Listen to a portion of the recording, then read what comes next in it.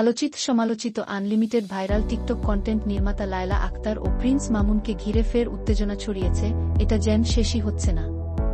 সম্প্রতি Prince Mamun Facebook লাইভে এসে লায়লার বাসায় ঢুকে একাধিক অভিযোগ তোলেন এবং প্রকাশ্যে গালিগালাজ করেন। এতে সামাজিক মাধ্যমে ব্যাপক প্রতিক্রিয়া দেখা দেয়। বিষয়টি নিয়ে অবশেষে মুখ খুলেছেন লায়লা নিজেই।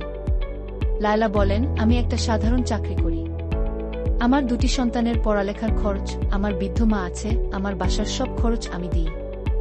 আমি মামুনের পরিবারকেও পেলেছি, মামুনকেও পেলেছি।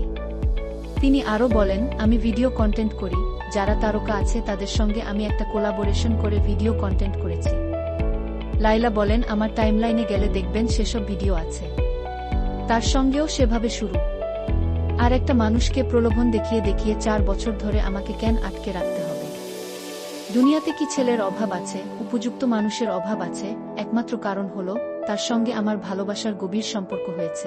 মামুন ও তার পরিবার সম্পূর্ণ টার্গেট করে আমার কাছে এসেছিল। এমনটাও হতে পারে বলে মনে করেন লায়লা।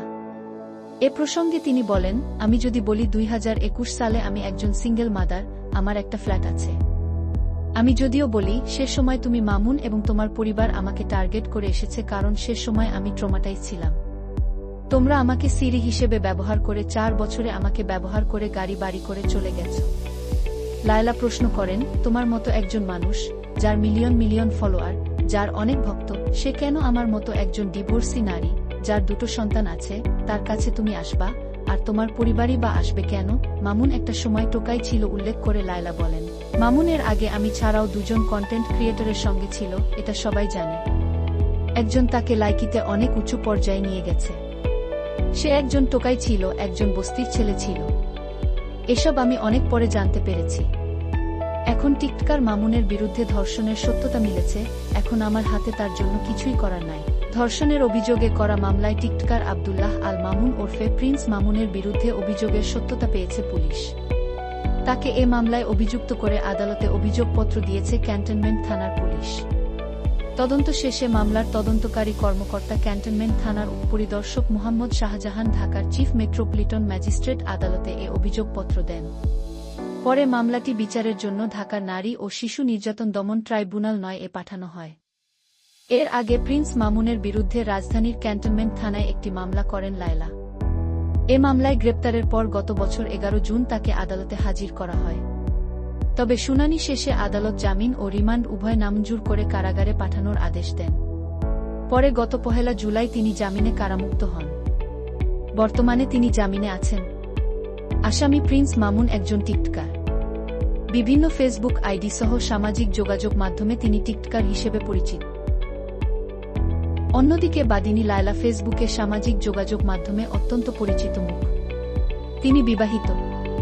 তিনি বিয়ে করেছেন 2বার, 2বারই তার স্বামীর সঙ্গে বনিবনা না থাকায় ফ্ল্যাটের সন্তানদের নিয়ে একাই থাকেন।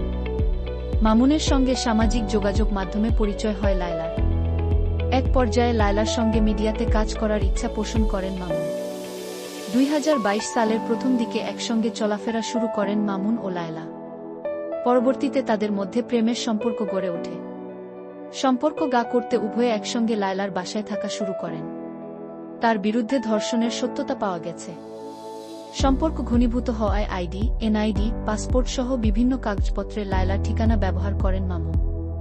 তাকে বিয়ে করবেন এমন বিশ্বাস স্থাপন করে প্রতিশ্রুতি দিয়ে একই ফ্ল্যাটে স্বামী স্ত্রী হিসেবে বসবাস করতে থাকেন এবং একাধিকবার ইচ্ছার বিরুদ্ধে ধর্ষণ করেন, যা তদন্তে প্রাথমিকভাবে সত্য হয়েছে।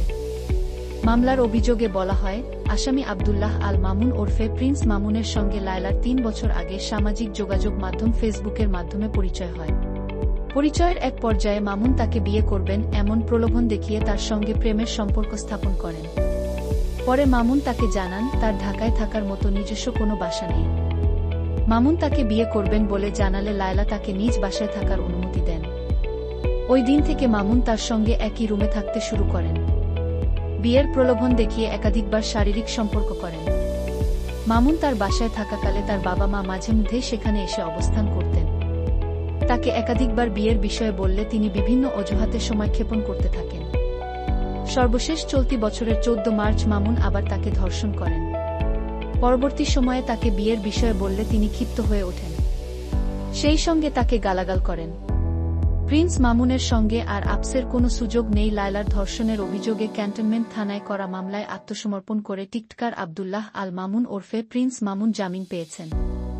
এদিকে মামুনের জামিনের পর গণমাধ্যমের মুখোমুখি হতে দেখা গেছে লায়লা আক্তারকে, যেখানে তিনি জানান মামুনের ঘটনার সুষ্ঠু বিচার চান তিনি। এমনকি মামুনের সঙ্গে ভবিষ্যতে আপোষের কোনো সুযোগ নেই।